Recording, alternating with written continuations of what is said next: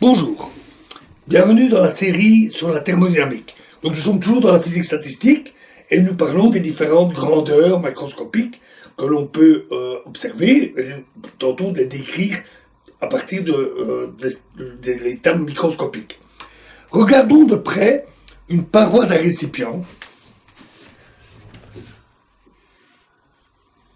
dans lequel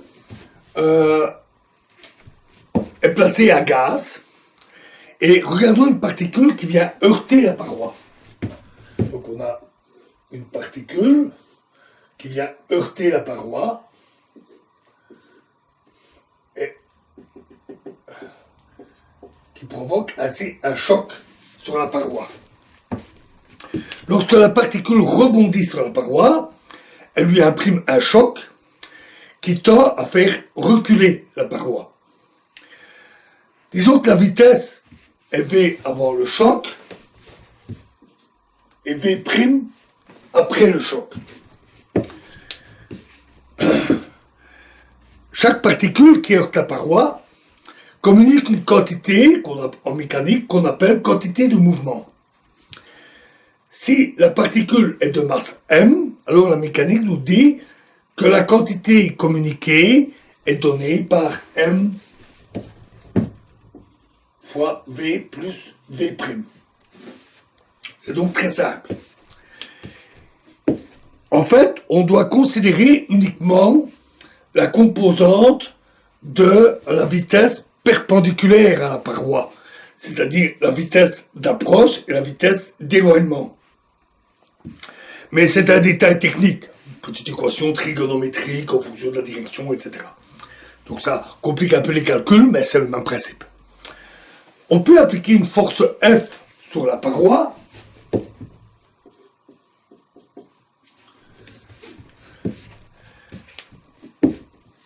pour la maintenir en place, sachant que la mécanique nous dit que la force est égale à la variation au cours du temps de la quantité de mouvement.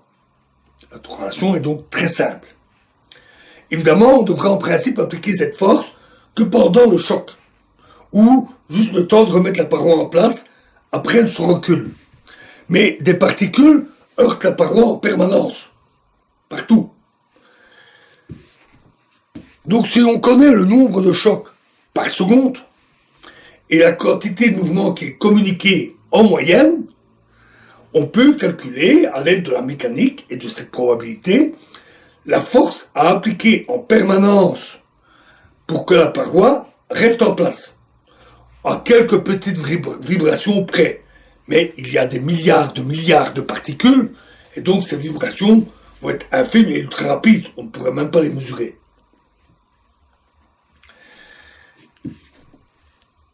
On peut calculer à l'aide de la mécanique la force à appliquer pour que ça soit le cas, pour que ça soit en équilibre. Ces petites vibrations sont dues au fait que les chocs sont erratiques, bien entendu. De plus, le nombre de chocs est proportionnel à la surface de la paroi. Si la paroi est 2 fois plus grande, il y aura 2 fois plus de particules qui vont venir la heurter. On doit donc appliquer une certaine force par unité de surface. Et ça, c'est une pression. Une force par unité de surface est une pression. Nous avons donc l'origine microscopique de la pression dans, par exemple, un gaz. C'est le même principe pour des liquides ou des solides. De plus, sauf que dans un solide, par exemple, les particules ne se déplacent pas, mais sont en vibration et viennent heurter la paroi directement. De plus, le calcul des probabilités permet de calculer le nombre de collisions à chaque seconde, et elles dépendent du nombre de particules ainsi que de leur vitesse. Plus elles sont nombreuses, donc un gaz plus dense, plus elles vont heurter la paroi. Et plus elles vont vite, non seulement plus elles vont arriver rapidement sur la paroi, mais aussi plus elles vont la cogner plus fort, puisqu'elles vont plus vite. On a donc tout ce qu'il faut pour calculer la pression du gaz en fonction de l'état microscopique.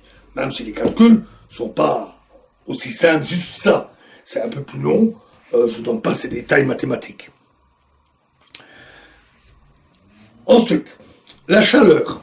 La chaleur étant une forme d'énergie stockée dans un corps, celle-ci doit se retrouver sous la seule forme d'énergie qu'on a dans notre physique statistique, à savoir sous forme d'énergie cinétique des particules. Donc l'énergie interne doit être l'énergie cinétique des particules. La chaleur doit donc correspondre à l'énergie de mouvement des particules. Beaucoup de chaleur, et ça c'est 1/2 mv carré pour chaque particule. Beaucoup de chaleur signifie une vitesse élevée. Si on touche une paroi chaude avec la main, les particules très rapides de la paroi vont venir et percuter les particules qui constituent notre main, c'est-à-dire les molécules de la peau qui sont des molécules de kératine. Et ces chocs vont les faire bouger, les faire vibrer et vont augmenter leur énergie.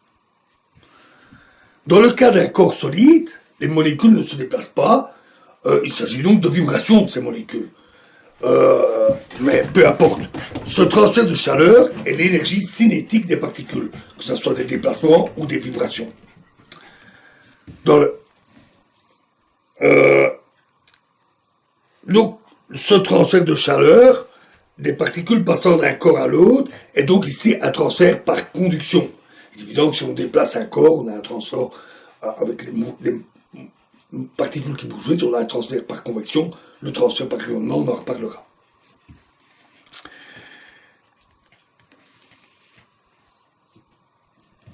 Mais on sait aussi qu'en communiquant de la chaleur à un corps, on augmente sa température. Un corps est chaud, non seulement parce qu'il communique de la chaleur lorsqu'on le touche, mais aussi parce qu'il a une température élevée.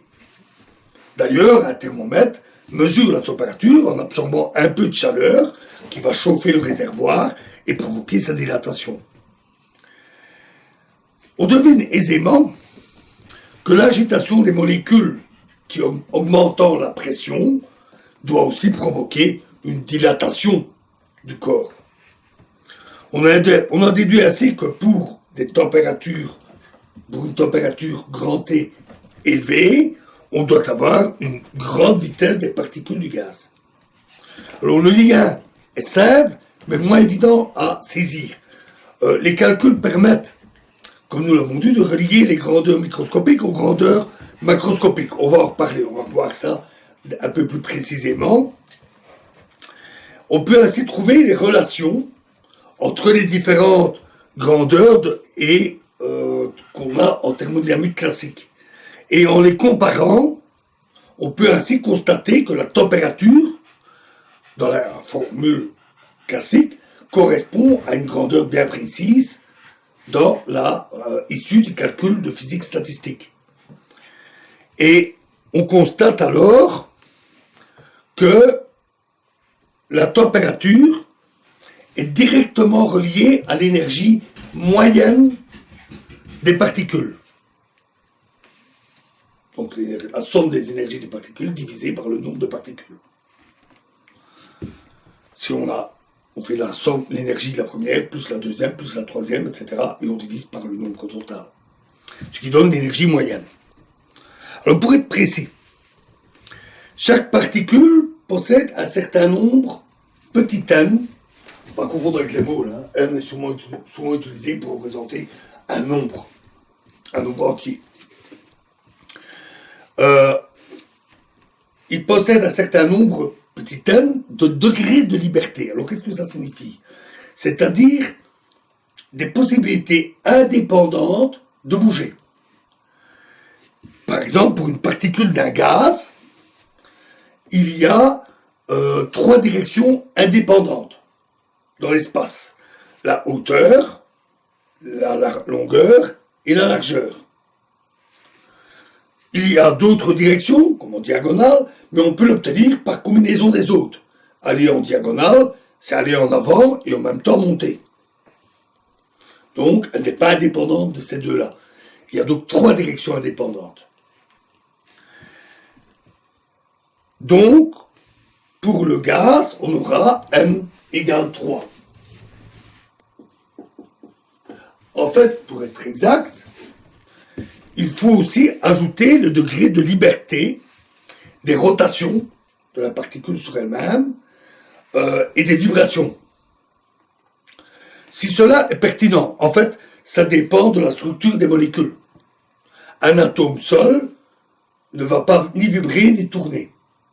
Par contre, s'il y en a deux, alors ils peuvent tourner comme un alter, ou bien ils peuvent vibrer. Et on doit rajouter ces degrés de liberté. On peut avoir n égale 4, 5, 6, etc. Dans un solide, les particules ne se déplacent pas, mais elles peuvent vibrer dans 3 directions.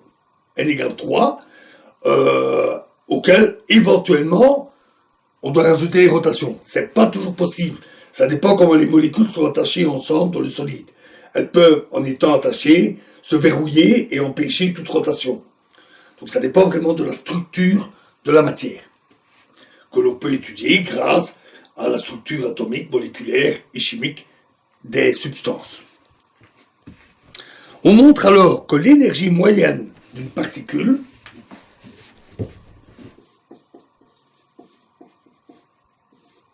est égale à m kT. Donc m fois k fois t. M, donc le nombre de degrés de liberté, grand T, la température absolue, et K est une constante, une simple constante universelle, appelée constante de Boltzmann, et qui vaut 1,38 fois 10 exposant moins 23, donc très petit, joules par Kelvin. Donc multiplié par la température, les Kelvin disparaissent, il reste les joules pour l'énergie. Voilà. Voilà pour pression, chaleur, température.